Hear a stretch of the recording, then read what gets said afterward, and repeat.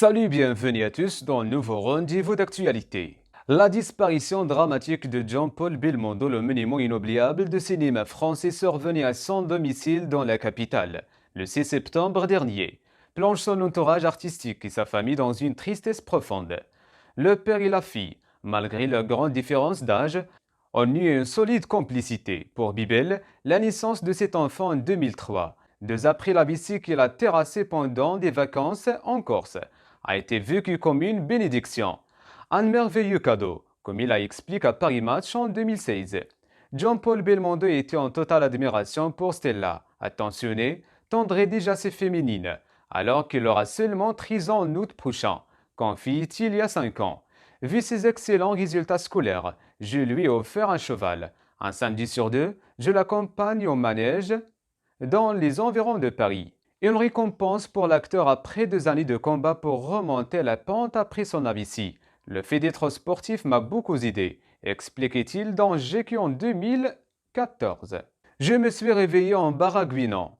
J'ai mis 2 ans à pouvoir reparler alors que le médecin m'avait dit que je ne reparlais jamais. J'y suis arrivé.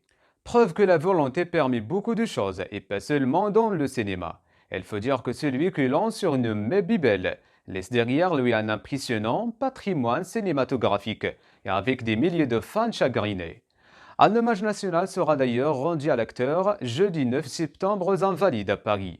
Mais bien sûr, les plus inconsolables sont nuls de ses enfants et ses petits-enfants. D'un autre côté, le magnifique a enfin pu rejoindre sa fille aînée, Patricia, décédée en 1994.